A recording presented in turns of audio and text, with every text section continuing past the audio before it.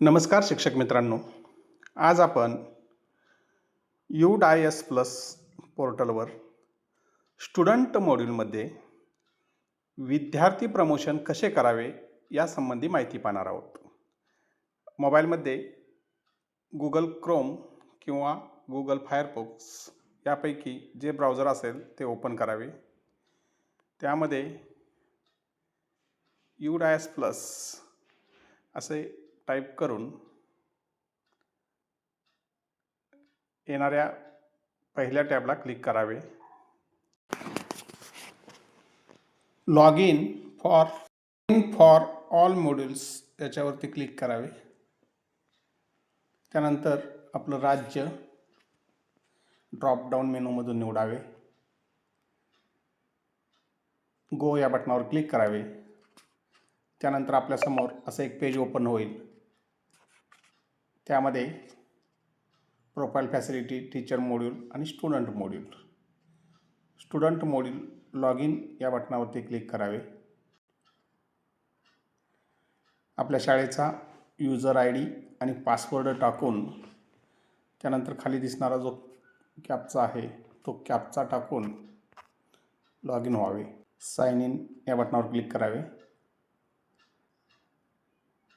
आपल्यासमोर 2025-26 व 26-27 असे दोन टॅब ओपन होतील. त्यातील 26-27 या टॅबवरती क्लिक करावे. आपल्यासमोर शाळेची संपूर्ण माहिती दिसेल.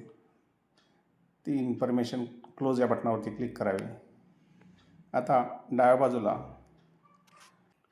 आपल्याला विद्यार्थी प्रमोशन करण्याच्या आधी शाळेतील सेक्शन मॅनेजमेंट निश्चित करावे लागेल. म्हणजे कोणत्या वर्गासाठी किती तुकडे आहेत हे निश्चित करावे लागेल.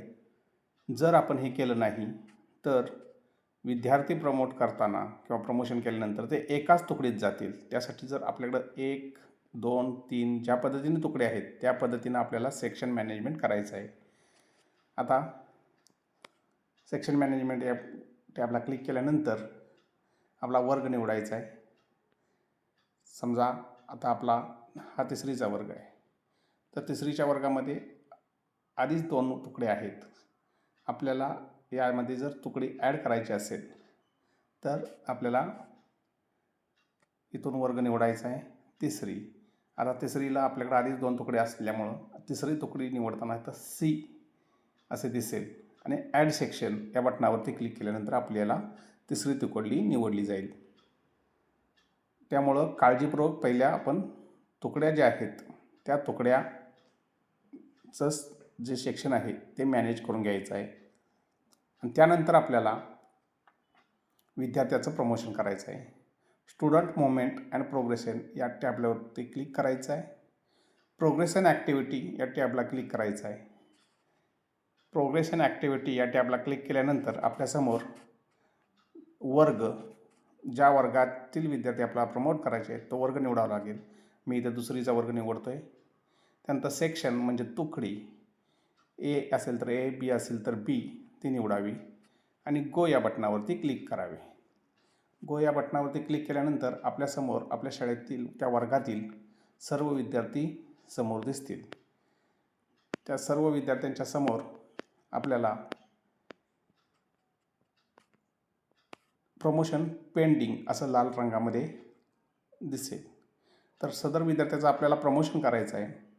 त्यासाठी आपल्याला प्रोग्रेशन स्टेटस या ड्रॉपडाऊन मेनूमधून आपल्याला प्रमोटेड बाय एक्झामिनेशन म्हणजे परीक्षा घेऊन आपण त्याला उत्तीर्ण केलं आहे. नॉट प्रमोटेड रिपीटर म्हणजे उत्तीर्ण केलेलं नाही, तो पुन्हा त्याच वर्गात आहे. प्रमोटेड विदाऊट एक्झामिनेशन काही विद्यार्थी आपण परीक्षा न घेताच पुढच्या वर्गात दाखल केलेले आहेत. असे 3 ऑप्शन आहेत. त्यातील आपण प्रमोटेड बाय एक्झामिनेशन हा सर्व विद्यार्थ्यांना सरासरी लागू होणारा ऑप्शन आहे, तो निवडायचा आहे. त्यानंतर आपल्याला त्याची टक्केवारी गेल्या वर्षीची म्हणजे 25-26 वर्षातील त्याची टक्केवारी आपल्याला इथं नोंद करायची आहे. त्याबरोबर आपल्याला त्याचे शाळेतील जे दिवस आहेत ते शाळेतील गेल्या वर्षीचे हजर दिवस आपल्याला इथे नोंद करायचे आहेत.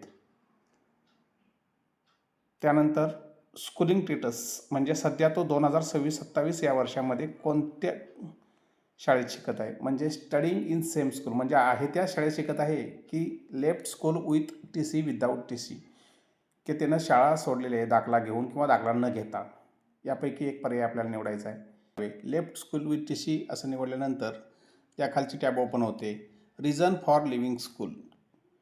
तर तो विद्यार्थी दाखला का घेऊन गेला, फॅमिली रिलोकेशन किंवा फॅमिली जर ट्रान्सफर झाले स्थलांतर झाले असतील तर, डिस्टन्स फ्रॉम रेसिडेंट म्हणजे आपल्या राहत्या घरापासून त्याचं अंतर जास्त असेल म्हणून, unavailability of stream medium subject शाळेमध्ये त्याचं जे माध्यम आहे ते उपलब्ध नसेल, बेटर ॲकॅडमिक ऑपॉर्च्युनिटी म्हणजे शैक्षणिक चांगल्या सोयी त्याला उपलब्ध नाहीत म्हणून, गव्हर्मेंट प्रायव्हेट स्कूल ट्रान्सफर जर शाळा बदलली असेल, आणि अदर अननोन रिझन्स या कारणासाठी जो तो विद्यार्थी कोणत्या कारणासाठी दाखला घेऊन गेला ते आपल्याला निवडावं लागेल.